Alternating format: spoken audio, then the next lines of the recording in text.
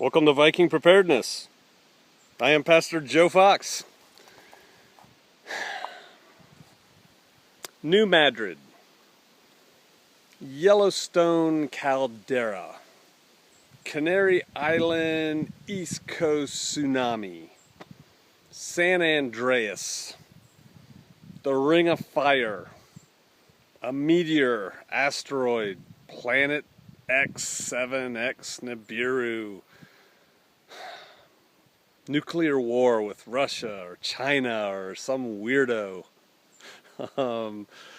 pandemic flu, Middle Eastern oil crisis, the return of the Nephilim, UFOs, tyrannical government, dictatorial usurpation of the Constitution, UN forces coming in and trying to enforce their laws. There's a bazillion things to worry about, right? The crap hits the fan, right? Or the end of the world as we know it, Tiawaki. World without rule of law. Hey, we're all preppers, right? We all have our own things that we think about, that we prepare for. And, zombie apocalypse, forgot that one. I know the backstory of zombie apocalypse, and it was brilliant, by the way. Kudos to the guys who did it. But we all have things we get ready for. We all see the writing on the wall. That's a biblical reference, by the way. We all think we know what's coming, and so we take steps to prepare for us and ours. And I give you kudos. Good. You should. That's why my channel's here, to help you do that. And so we do things like stock up food and medical gear and guns and ammo and commo, and we take training, and we go out to the woods, or we go to driving school, or whatever, right? We all do these things, and it's all cool, or we watch videos on the same. But let me tell you about 3 things that you have a much better chance of getting caught by, getting killed by, than all those things I just listed. The first one is this. Here, I'll put it right there. Can you see that? What is that? That's a set of car keys. I used to tell my kids when they would take off from the house when they were teenagers, do you know what the most dangerous thing you do is? They'd say, yes, Dad, you tell us all the time. I say, yeah, I tell you all the time because it's important. The most dangerous thing you do, and probably for most of you, the most dangerous thing you do is drive, right? It's horrifying how dangerous that really is.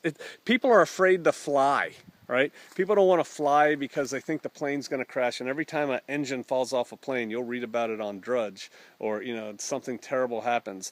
So many people get killed in cars. I was on a volunteer fire department for a little over 10 years, and I went to a whole lot more car wrecks than fires.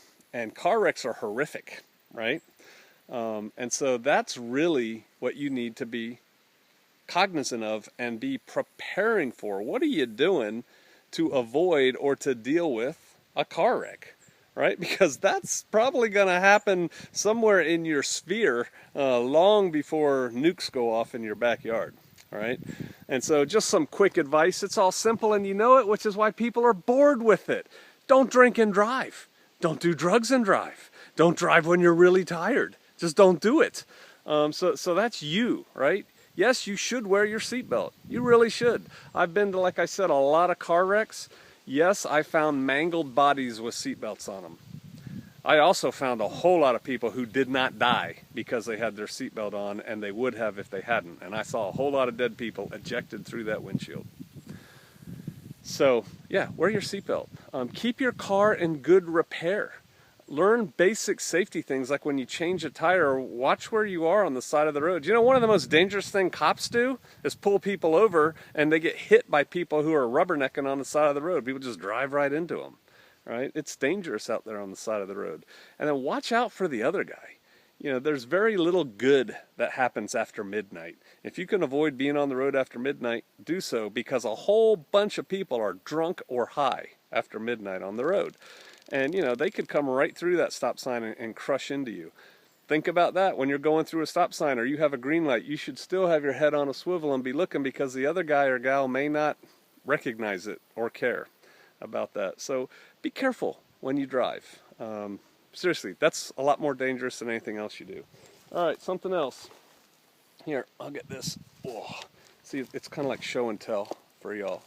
Check that out. Fire extinguisher. House fires are deadly. When was the last time you did a fire drill with your family where you actually evac'd the house and linked up and talked about, you know, how'd that go for us? How long did that take us? Do a fire drill. Why are fire drills important? Because your body under extreme stress goes back to what it's done, right? And so if you've practiced a fire drill, if your kids have practiced a fire drill, they'll know what to do instead of just cowering under the blankets, getting smoke inhalation, dying and burning up. You should have good fire extinguishers in your home. You know, have one near the kitchen. It does no good to put a fire extinguisher right on the stove if the whole thing's on fire. Have it near the kitchen. Have one like this in your bedroom, you know, where you can find it in your bedroom in the dark when your house is full of smoke. Have them in your garage, have them in your cars. You know, have fire extinguishers. It's really cheap insurance. I know it's not as sexy as a new Glock compensator, but you know, your chances of actually having to shoot somebody with your Glock are so low compared to you actually having to use a fire extinguisher. So get a fire extinguisher. Do some fire drills in your house. Plan how you're going to get out. And then do a safety check, you know. How are your lamps? How are your wires? How's your chimney in your wood stove now that we're getting ready to you know, start burning those things if you have one? Yeah, be careful of fire in your house. And so cars, fire, much greater chance of killing you than you know, the 44th Motorized Rifle Regiment from the Mongolian Horde. And then the final thing is this. Bam, here, how do I put those up there? Those are tennis shoes. Do you know what kills a whole lot of Americans? Being fat. Honest to ya, being fat. You know, we have the fattest society, I think, in the world. We sit on our big fat butts, we stick all kinds of garbage in great quantities into our yaps. We don't do exercise to save our lives, and we're unfit, and because of that we have heart disease, we get strokes, we have type 2 diabetes, we have kids with type 2 diabetes. That's from being fat and eating sugar. These shoes are worn out because I ran them out. Check this out. I hope I'm right here. I am. Can you see that? I got little O's drawn on the back. I had X's drawn on other shoes, A's, 1s and 2s and 3s, because I used to rotate my shoes when I was running. I haven't been running since I've been here because I've been working on my house.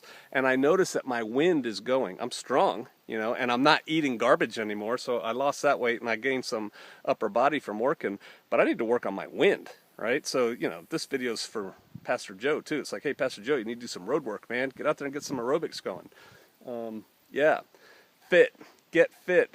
Fitness is a great survival thing. You know, when the world goes crazy, turns upside down all around you, if you're fit, there's a great quote out there. Somebody will put it in comments from a CrossFit guy, and it's something along the lines that, paraphrasing, fit people are harder to kill and generally more useful, or something like that. Hey, it's true. So yeah, invest in a pair of shoes, invest in some fire extinguishers, invest in your brain and your head, do a little self-check before you get on the road, and take care of those things so that you're alive to fight the Nephilim that are coming down out of the UFOs or something with Planet X. Hey, I want to see you out there.